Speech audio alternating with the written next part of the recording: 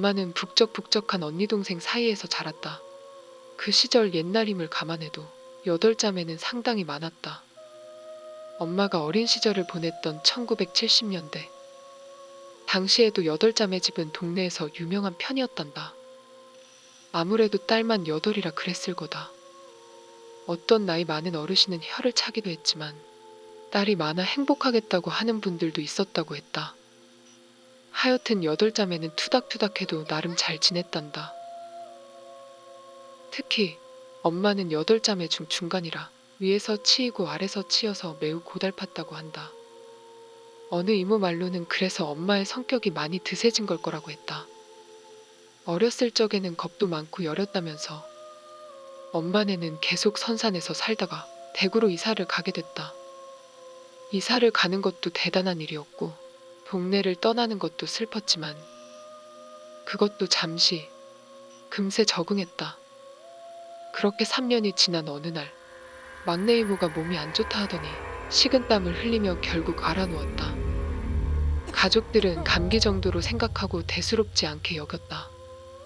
어렸을 땐 너나 할 것 없이 하도 밖에서 뛰어놀아 스쳐 지나가듯 가끔 감기를 겪곤 했는데 길어야 2, 3일이면 나았다. 그런데 이번에는 달랐다. 막내 이모는 일주일이 지나도록 일어나질 못했다. 이상하다 해서 약을 먹여도 그대로였다. 막내 이모는 8명 중에서도 활동량 하면 손에 꼽을 정도였다. 그런 애가 일주일째 누워만 있으니 모두가 걱정할 만했다. 결국 막내 이모는 병원에 입원했다. 하지만 집이 여유있지 않아서, 아니 오히려 가난한 쪽에 가까워서 병원비도 부담이 되었다. 할아버지는 지역에서 가장 싼 병원을 찾고 찾아 그 병원에 막내 이모를 입원시켰다. 저렴한 병원이라 당연했던 걸까? 지하에 있는 병실이었다. 시설도 열악하고 공기도 탁한 느낌이었다. 여기서 나아질 수 있을까? 아이였던 엄마의 눈에도 불신이 가득했을 정도였다고. 할아버지는 병원이 치료만 잘하면 된다며 쓸데없는 소리 하지 말라고 했다. 할머니는 뒤에서 막내 이모를 말없이 쳐다보고 있었는데 걱정이 가득한 눈빛이었다고 한다. 이모가 입원하고 다음날 할머니는 부랴부랴 병원을 갔다. 나중에 알게 된 얘기지만 그날 할머니가 병원을 급히 간 건 어떤 이상한 꿈 때문이었다. 할머니의 꿈에 입원한 막내 이모가 하얀 이불을 뒤집어 쓴 채로 물빛이 새까만 강으로 걸어 들어가고 있었다고 했다. 그렇게 꿈이 깼는데 불길한 그 모습이 마음이 걸렸던 거였다. 다행히 어떤 일이 일어나진 않았다. 병원에 입원한 지도 일주일. 막내 이모는 여전히 앓기만 했고 병원에서도 딱히 이렇다 할 진단을 내놓지 못하고 있었다. 며칠 뒤 할머니가 병원으로 가자 막내 이모가 하얀 이불을 덮고 있었다. 그동안 병원에서는 꽃무늬 이불을 덮고 있었다.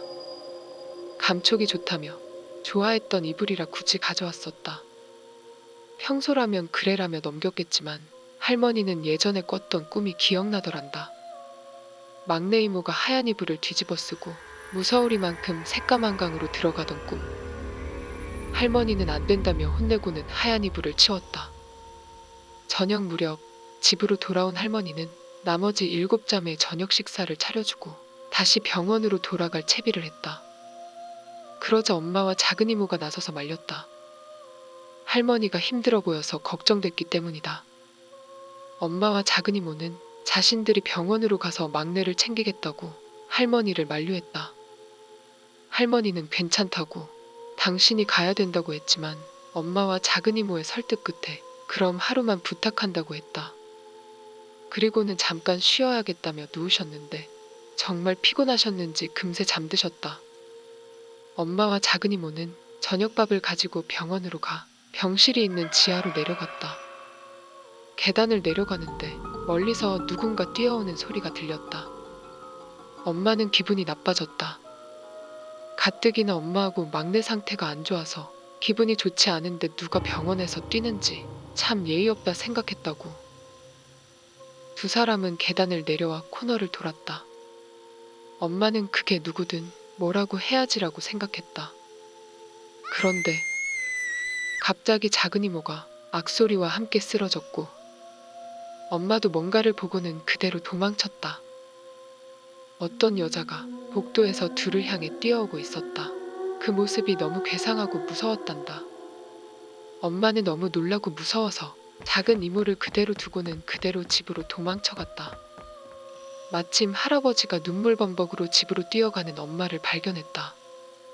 할아버지는 엄마를 붙들곤 무슨 일이냐고 소리쳤다.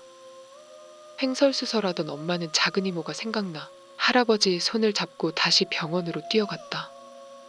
할아버지와 엄마는 병원 계단을 빠르게 내려갔다. 계단 아래 코너 쪽에 작은 이모가 쓰러져 있었다.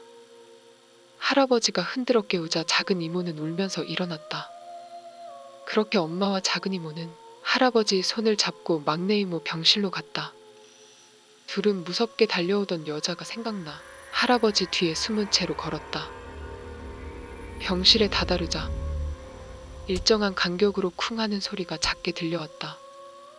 이건 또 무슨 일이냐며 할아버지가 중얼거리곤 뛰기 시작했다. 병실로 뛰어 들어갔는데 막내 이모가 물품 보관함에 머리를 박고 있었다. 이미 이마는 피로 범벅된 상태였다. 그리고 막내 이모는 자기를 죽여달라고 데려가라는 둥 알 수 없는 얘기를 하고 있었다. 병원 직원들과 할아버지가 간신히 말렸고 조금 시간이 지나자 기운이 다 떨어졌는지 막내 이모가 기절했다. 한참 뒤 막내 이모가 깼고 왜 그랬냐 물으니 아무것도 기억하지 못했다. 그날 이후 막내 이모는 점차 회복해갔다. 병원에서 퇴원하고 나서는 무슨 일이 있었냐는 듯 예전만큼 활달한 아이로 돌아왔다. 엄마는 성인이 되기 전까진 어렸을 때 있었던 해프닝 정도로 기억했다고 했다. 그러다 할머니께서 꾸셨던 하얀 이불 꿈과 물품 보관함에 넣어두고 잠가두었던 하얀 이불 얘기를 해주시곤 소름이 돋았다고. 만약 할머니께서 하얀 이불을 뺏지 못했다면, 정말 만약에 그랬다면 무서운 일이 있지 않았을까 엄마는 되뇌이셨다. 그 꿈의 하얀 이불은 마치 시신을 덮는 하얀 청각기도 하다면서